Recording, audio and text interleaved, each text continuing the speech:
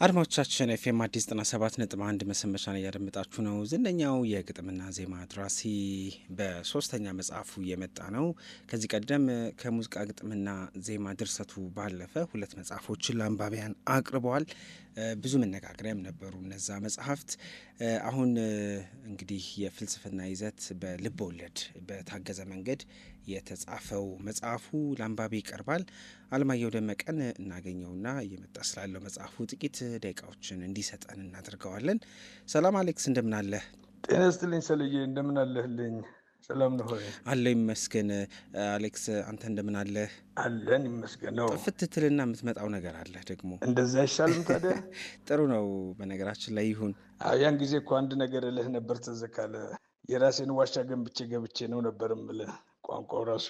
አዎ ልክ ነህ። አሁን አዲስ ዋሻ ገንብተ ነው ይሄኛውንም አዲስ መጽሐፍን እየጻፍክ ያለኸው እና እንዴት ያለው ዋሻ ነው? እስቲ ስለ አዲሱ ዋሻ ንገረኝ። ምን ይመስል ነበር ጊዜያቱ? ዋሻው በጣም የሚያስደስት ነገር ነው። የዚህ መጽሐፍ የመጀመሪያው እንግዲህ ገና እርሾው ምናምን በጣም ቆይቷል። የዮቶር ሁለትን ጽፌ እንደጨረስኩት ሊያውም ገና ኤዲቲንጉን ምናምን ሳላደርግ በፊት ነበር የተወሰነውን ነገር የጻፍኩት። በተረፈ ግን በደንብ ቁጭ ብዬ የጻፍኩት እንግዲህ ያው ባለቤትም በእርግዝናዋ ሰዓት ውስጥ አብላጫውን ጊዜ ከእሷ ጋር ነው ያሳለፍኩት። ስለዚህ ዋሻ ለአንድ ሰው ብቻ የሚበቃ ተደርጎ አይደለም፣ ለሶስት ሰው የሚሆን ዋሻ ተደርጎ ነው። ከዛ በኋላ ደግሞ እንግዲህ በልጃችን ዘመኑ ውስጥ በእርግዝና ወቅቷ ተጻፈ። ኤዲቲንጉን ደግሞ ወልዳ ባለችበት ሰዓት ውስጥ እንደዚሁ ከልጄ ጋር ቅርብ ሆኜ ማለት ነው። ስለዚህ ዋሻው ትንሽ ከበፊቱ ዋሻዎች ለየት ይላል። ሞቅ ያለ የደመቀ ዋሻ። አሌክስ የመጀመሪያ መጽሐፎች ጥሩ ተነበዋልና ዮቶር ቁጥር 1ና ቁጥር 2 ላይ የሰው አስተያየት እንደምን ያለ ነበር? ምን ያህል አቅም ይሰጥ ነበር? ያበረታ ነበር? ሶስተኛ እንድትጽፍ ምክንያት ሆኖ ነበረ? በእውነቱ ከመጀመሪያው መጽሐፍ መውጣት ጀምሮ የሚመጡት ኮመንቶች በአብላጫው በአካልም እንደዚሁ በድረገጾችም ላይ የማገኘው ነገር በጣም አስደናቂ ነበረ። እየጠበቅኩት የሆነ ኃይል አለ። እንደውም ራሴም እንደ አንዳንዴ ጉረኛም ሊያስብለኝ ይችላል ምናልባት እያልኩ ይሄንን መጽሐፍ አንድ ሰው አንብቦት ራሱን ውስጡ ካላየ የሆነ ቦታ ስቻለሁ ማለት ነው እያልኩ እናገር ነበር። በተለይ መጀመሪያውን ዮቶር ግን በጣም በአስደናቂ ሁኔታ ብዙ ሰዎች አንብበውት አዲስ ነገር አይደለም ያወሯቸው፣ ውስጣቸው የተቀመጠን የሆነ ቦታን የቀሰቀስኩትና ብዙዎቹ ከራሳቸው ጋር የተያዩበት እንደሆነ ነው የሚያወሩኝ እና አንዳንዶቹ ደግሞ ከአንዳንድ መጥፎ አይነት ስሜት ተሰምቷቸው ከዛ ነገር መላቀቃቸውን ምናምን ነገር ስለሚነግሩኝ በቃ እንኳን የእግዚአብሔር አንድ ጣት ሆንኩኝ ብዬ እንድል የሚያደርጉኝ ኮመንቶች ነው በተደጋጋሚ ያገኘሁት። ሁለትም ላይ ልክ እንደዛ ነው። ያው ሁለት ገና በሰፊ ሳይሰራጭ በፊት ነበር አቁመን እንትን ያልነው። አሁን ለሁለተኛ ጊዜ ነው የወጣው። እንግዲህ ከዚህ በኋላ ደግሞ የበለጠ ብዙ ኮመንቶች ይኖራሉ። በተረፈ ግን በጣም በቃ እንድጽፍ ሊያደርጉኝ የሚችሉ እንደውም አንዳንድ ጊዜ ትንሽ ሳልሰንፍ አልቀርም፣ ከዚህ በላይ ብዙ መሮጥ አለብኝ ምናምን እስክል ድረስ በቃ እንደሱ የሚያደርጉ አይነት ኮመንቶችን ነው የተመገብኩት። አሌክስ እንደው አንድ ምሰማው አስተያየት የወደዱት ያሉ አንባቢያን እንዳሉ ሁሉ ገብቷቸው ተረድተው ጥሩ አስተያየት እንደሰጡት አንባቢያን ሁሉ የሙዚቃ ግጥሞችህ ራሱ ጠጠር ይላሉ፣ መልእክታቸው ጠንከር ያለ ነው። እንደዛ መጽሐፉም ላይ ጠንከር ያለ ሀሳብ የተነሳበት ነው እና ለመረዳት አዳገተን የሚሉ ሰዎች እሰማለሁኝ። ምን ትላለህ? እንግዲህ ከመጀመሪያው መጽሐፍ ይልቅ ሁለተኛው ትንሽ ከበድ የሚል መልሰ ዞር እያልክ እንድትመለስበት የሚያደርግ ምናምን ነገር አለው እሱ። ያ የሆነበትም ምክንያት ያ የመጀመሪያው መጽሐፍ ራሱ ያዘጋጀው ልብ ላይ ነው የተጻፈው። ስለዚህ ያኛው ለስለስ ብሎ ያለበት ነገር ገና ከነገሮቹ ጋር ለመተዋወቅ በቋንቋውም ሀሳቡም ወደ መሬት በደንብ ወርዶ ነው የተሰራው። የሁለተኛው መጽሐፍ ደግሞ ዓላማ ወደ ነፍስ ጥልቀት ውስጥ ወይም ወደ ሌላ ፓራል ሪያሊቲ በቃ ልክ እዚህ ምድር ላይ አለ ግን ለአንተ በማይታይ ሌላ ዳይሜንሽን ላይ ያለን ነገር የማሳየት ጉዳይ ስለሆነ በቋንቋ ለማስቀመጥ ራሱ አንዳንድ ቪዥዋሉ የተሻለ ሆኖ ታገኘዋለህ። የሚከብድ ነው በቋንቋ ራሱ ለማስቀመጥ። ስለዚህ ነገር ሰው እስኪገባው ድረስ አድርገህ በቃ ልሞ እንዲረዳው ለማድረግ ከባድ ነው የሚሆነው። በዚህ ምክንያት ትንሽ እንደዛኛው መጽሐፍ ሮጥ አድርገህ አታነበውም። ያኛውን በየመሀሉ እየመጣ ለሌላ ሪፈረንስ ልደጋግመው ትችላለህ እንጂ ታሪኩን ከጀመርከው መደዳ ትሄዳለህ። ያኛው የመጀመሪያው ዮቶር ኩብላይ ካንን ይሄ ስለ ነፍስ ነው የሚያወራው ራሱ ከነ ምልክቱ ስለዚህ በጣም ጠልቆ ሌሎች ዳይሜንሽኖች የሚያሳይ ስለሆነ ቆመ እያሰብክ እየመለስክ ምንድነው እዚህ ጋር ሊለኝ የፈለገው እያልክ በዚህ መልኩ ማየት ይገባልና እሱን የተወሰኑ ኮመንቶች ያገኟቸው ከዛኛው ጋር በማንጸር ትንሽ ከበድ ያለ እንደሆነ ገልጸውልኛል። በስነ ጽሁፍ ውበቱና ሌላው ነገር ግን ይዟቸው እንደሄደን የተረዳሁት። እሱኛውን የመደጋገሙ ነገር በደንብ ያስፈልገዋል። የፍልስፍና ልቦወለድ ናቸው ሁለቱ መጽሐፍ። አዲሱ መጽሐፍም እንደዛ ተጻፈ። ምንድን ነው ይዘት ውስጥ ይነገራል? በትክክል በሱ መንገድ ነው እሱም የተጻፈው።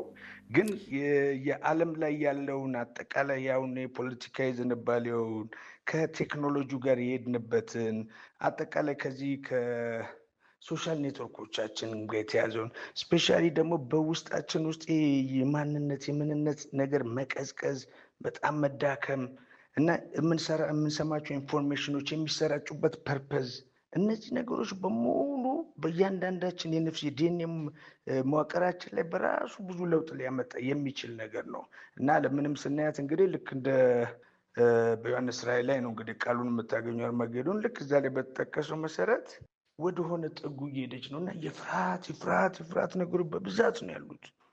እንዴት ነው ልናየው የሚገባው? እንዴት ነው የምንቀበሉ የፊት ለፊታችን ያለውን እና አጠቃላይ ነገሩ ምን እየመሰለ ነው? ወዴት እየተካሄደ ነው ያለው?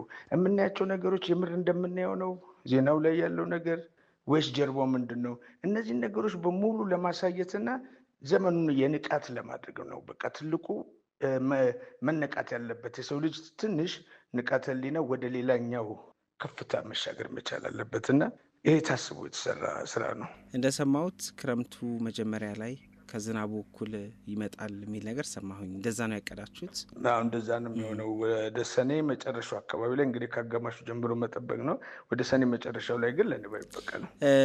ሙዚቃ ግጥም ለመጨረሻ የሰጠው የአብነት አጎናፍር ነው ልበል አሌክስ? የቲንክ አሁንም ጭንቅላቴ ውስጥ መጥቶ የነበረው እሱ ነው።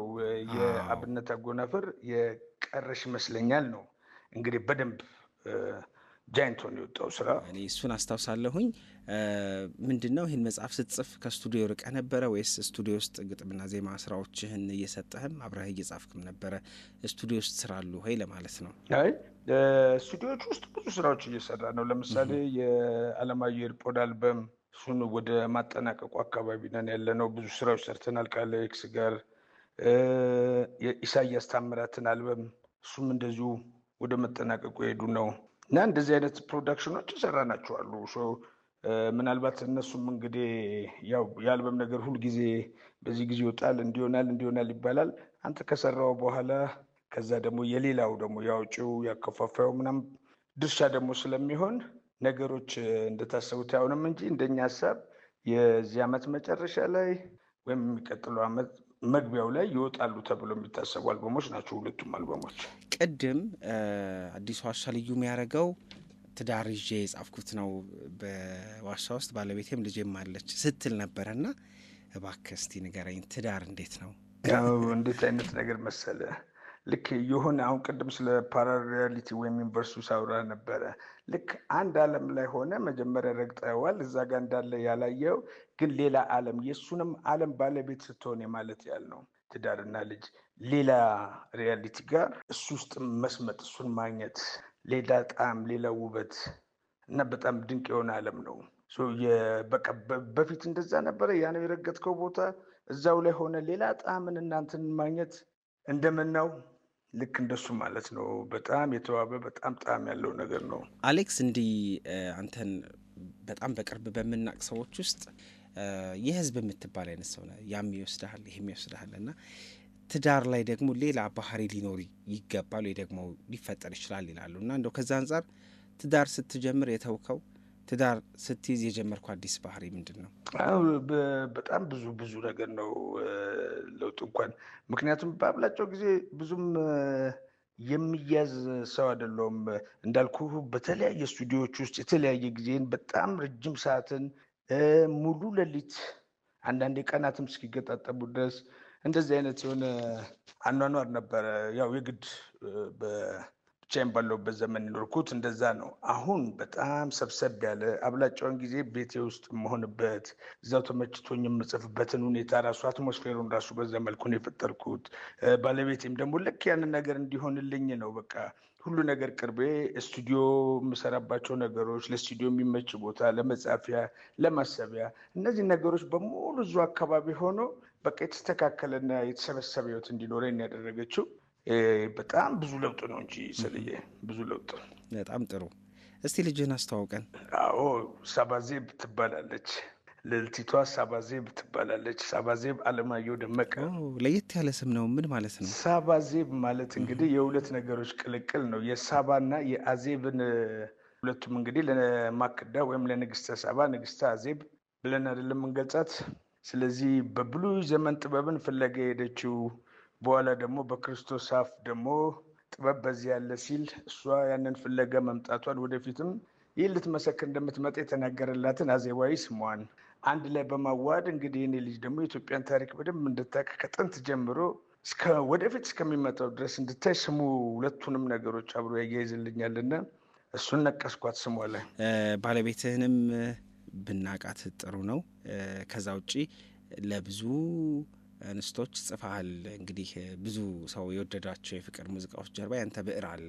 አሁን ለባለቤት ጽፈሃል? አዎ፣ ተጽፎላታል። በአሌክስ ፖም አልበም ላይ በኢሳያስ ታምራትም ዘፈን ላይ ለሁለቱም ተጽፎላቸዋል። ባለቤቴ ሙና ሽኩር ትባላለች። በነገራችን ላይ እሷም ጸሐፊ ናት። ከዚህ በፊት እንዲሁ የስርዓተ ትምህርት ማሻሻያ ላይ መጽሐፍ ጽፋለች። አሁን ደግሞ ኦልሞስት ታትሞ እጃችን ላይ ያለ ግን ለማሰራጨት ፕሮሰስ እያደረግን ያለ ሌላ ደግሞ አንድ ተለቅ ያለ ሀሳብ ያለው መጽሐፍ አላት። እሷንም እንግዲህ በቅርብ ጠብቁም ብላቸው ነገሮች በስተዋል። በጣም ጥሩ፣ እናመሰግናለን አሌክስ። አዲሱ መጽሐፍ እንግዲህ መልካም እድል ሊገጥምህ እመኛለሁኝ። እኛ እንግዲህ ሲወጣ ደግሞ እንገናኛለን። እሺ ስልዬ፣ በጣም ነው የማመሰግነው። እኔም ስልዬ ክበሩልኝ ብያለሁ። ከመላው ስቴሽኑ ጋር አጠቃላይ ክበሩልኝ፣ እግዚአብሔር ያክብርልኝ። እሺ አድማጮቻችን፣ እንመለሳለን። አብራችሁ ነው